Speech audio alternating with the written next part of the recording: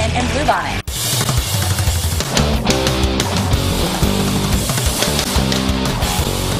Welcome back to the Ramen.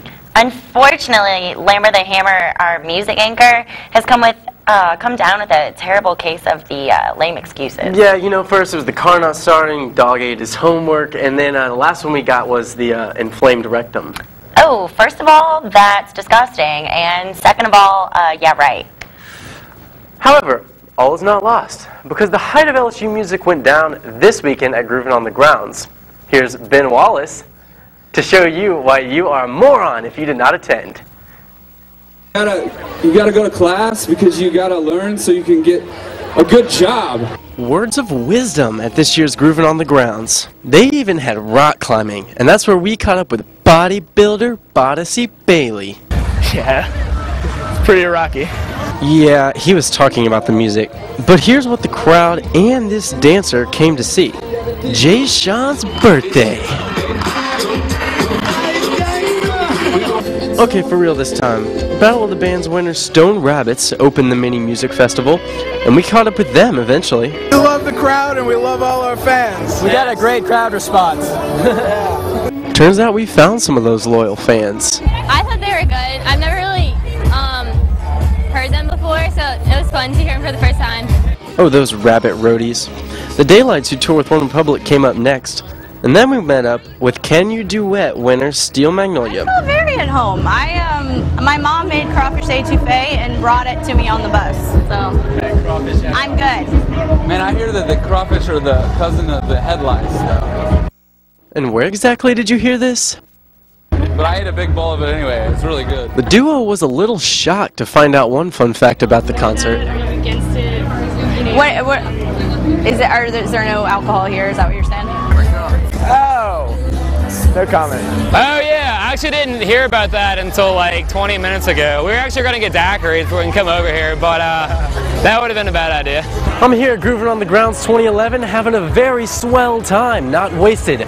Coming up next is Steel Magnolia, who I'm extra excited for after that interview, and they're about to go on right now.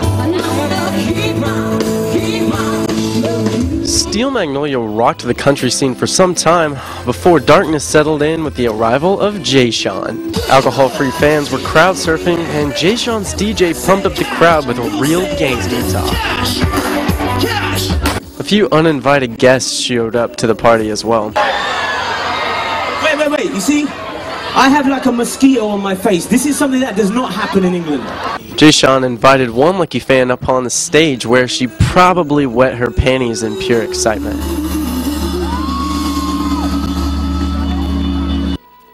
But on to the headliners.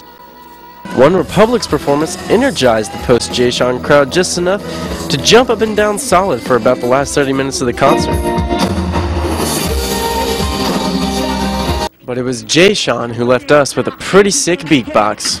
For Tiger TV's The Ramen, I'm Ben Wallace. Man, so that one guy must really love rocks. Who doesn't? But boy oh boy, do I sure miss music news. Well, if you insist, I guess entertainment extraordinaire Jordan Walden will fill in as music mogul today.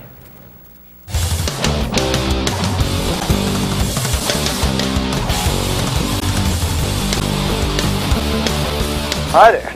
I'm Jordan Walden filling in for Lambert the Hammer and his bum leg.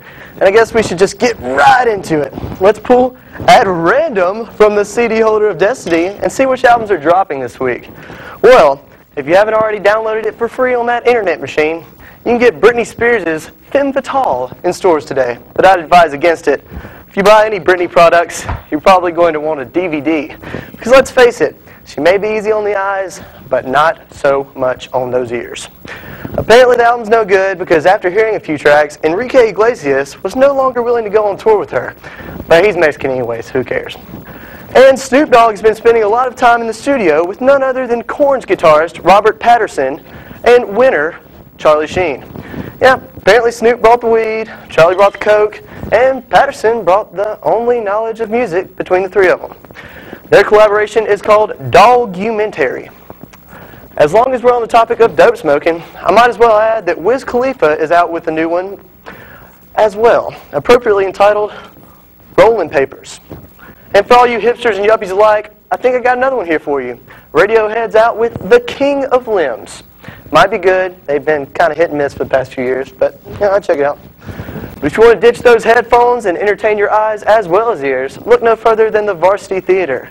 The Josh Abbott Band will be visiting us tomorrow, but you country fans may be disappointed coming off that rabble-rousing performance last week when Randy Houser brought down the house over there on the north end. And Friday, the Molly Ringwalds will host their CD release party. Their new record is sure to be full of lots of awesome, original material. Well, that's all for music. Don't touch that dial. I'm going to perform a little tribute to Snoop and his crew during the break with my new hemp tie. At Diamond Mazda, get 6.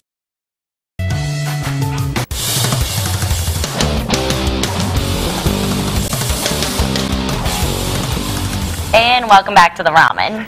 Yeah, so do you ever have those days where it seems like all anyone can talk about is your boobs? Yes, because boobs are the world's strongest magnet to a guy's eyes. They occur about as often as I brush my teeth. Okay, well, yeah, I'm hoping that's a daily occurrence. But for some people, this can be a real serious issue. In boob news, Dancing with the Stars contestant and Playboy model Kendra Wilkinson Baskett is having such issues. This is what Wilkinson Baskett said in response to Judge Lynn Goodman's comments about the Warlocks. I think my boobs are the perfect size. I don't understand how he's commenting on my boobs and not on Wendy's boobs or Kirsty's. We all have big boobs. That's just the way it goes. Fun bags aren't always fun for everyone. But in this case, it gets funnier. Kendra added, I even saw him on Jimmy Kimmel last night talking about my boobs again.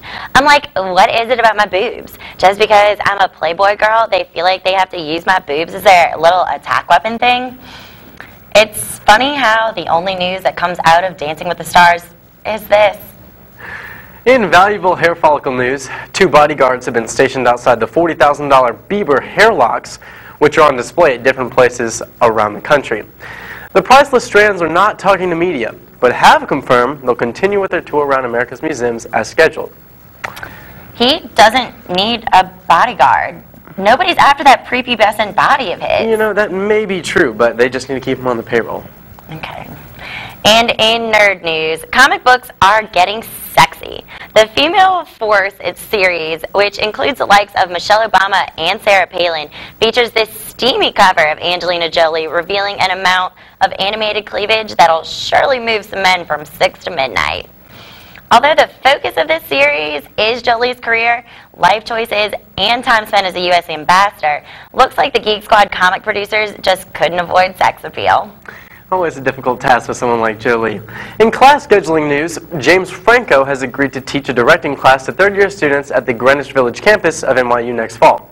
Spouting off that is an interesting trend that has begun as students previously on the class's roster have mysteriously gone missing indefinitely. And exceptions will be made when making attractive teacher jokes. Can you say office hours? I mean that in the most sexual way possible. But in Too Old to Be Prego news, 42-year-old Mariah Carey was sent to the hospital after having early contractions.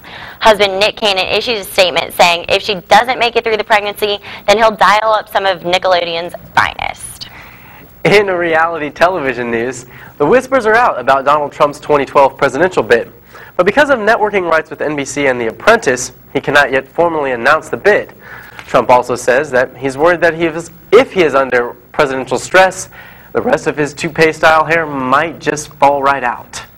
But a wig never killed anybody, right? Can we find one that maybe will? You know, I think so. Well, while we enjoy these commercials as well as y'all, we'll begin the search for this poisonous wig. See you in a minute.